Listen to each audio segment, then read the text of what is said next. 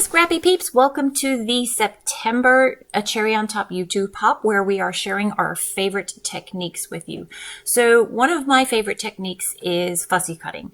I do that on just about every layout, definitely every memory planner page that I create. It's a great way to get embellishments and add them to your projects without having to buy all of the embellishments and only using a few of them. So I know you can buy the fussy cut flowers for a lot of the Paige Evans collections. I've seen them for Pink Fresh, but a lot of them still have the white borders, and I like not having those white borders. So when you're fussy cutting, a couple of tips. First of all, you need to have a sharp pair of scissors. I prefer small scissors. Some people like their big scissors, but make sure that they are sharp scissors, and do whatever works best for you. Try big scissors. You can also make sure that you are moving the paper. You can see I'm closing the scissor, but I'm not moving the scissor around the pattern. I'm moving the paper underneath my scissors. And then also make sure that you're working with a manageable size piece of paper. So you can see I've cut those flowers from the large sheet, and I'm not having to move the large sheet around. And also, you can use edges, right? So you can see I took all of the flowers that are whole flowers, but you'll see a little bit later on that I will actually use an edge because I'm going to tuck them and layer these flowers. And so you can hide those straight edges from the edge of the pattern paper underneath other flowers or elements that you are using.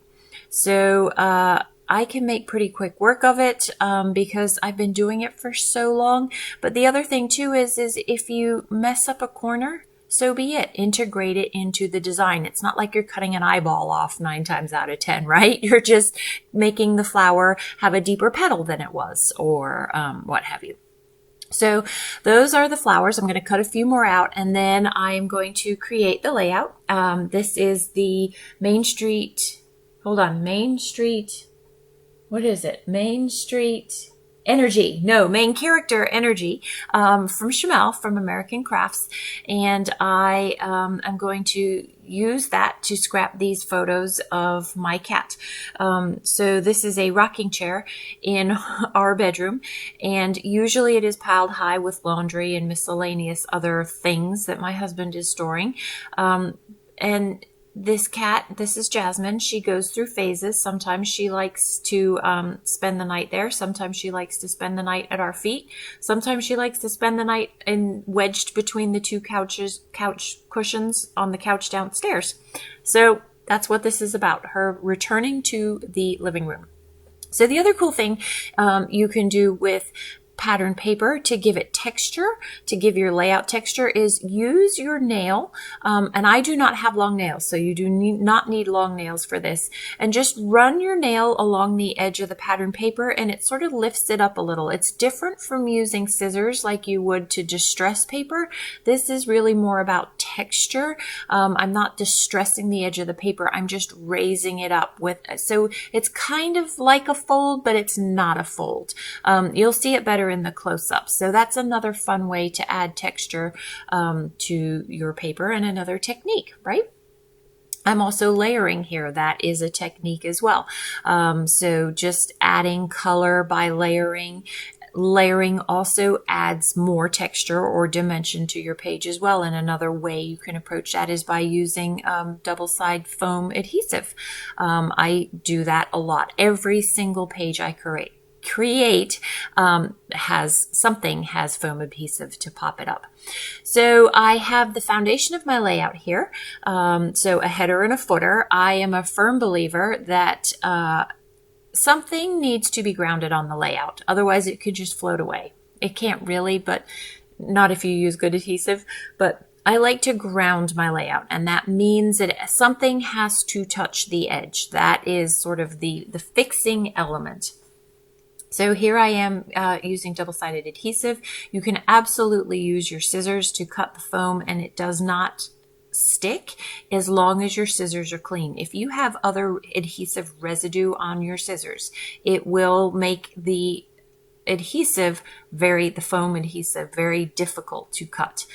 Something else you could do if you couldn't be bothered to clean your scissors, or make sure you have sharp scissors, is get a piece of wax paper and put that over the sticky side. That also makes it easier to cut. Or people save sticker paper, the sort of shiny piece from that.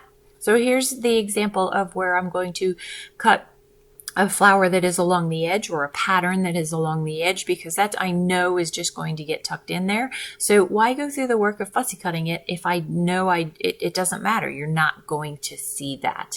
So I am working on a diagonal is my design principle here. So I do not have a trio of things like I normally would have, because the principle is we're going to work on the diagonal here. So we're going to go from the top left where the title is down to the bottom right where the photos and the quote-unquote journaling is. It's just a little bit of journaling about her being in her rocking chair quote-unquote bed that will be in a label at the bottom left there. Yes, there is more of a story to that, but I know that story, and really it was more just about cute cat in the rocking chair. So fussy cutting more flowers. A flower like this, for example, where you have lots of ups and downs, I couldn't be bothered. And I am putting it against a white background, so you cannot see really that I have not done each and every single petal there. So most of my embellishments are these flowers. I have some very bright, busy pattern papers too, so I really don't need a lot more than that. I do like these little gold elements, and so I've used a few of those. I also wanted to dress these flowers up a little bit. I love them. They are bright. They are happy, but I like dimension on my page, and I have thousands of these enamel dots, so I'm just sticking enamel dots in the middle of some of the flowers of various sizes, as well as I will add, you can see I added another little bird, and that, my friends, is going to wrap it up. So this is a YouTube hop for a cherry on top, so be sure to check out the description box down below and see what the other techniques that the gals are sharing with you that are their favorite techniques. I hope you enjoyed this video and learned something about fussy cutting. Thanks for stopping in today. I hope you're doing well. Come back again soon. Take care.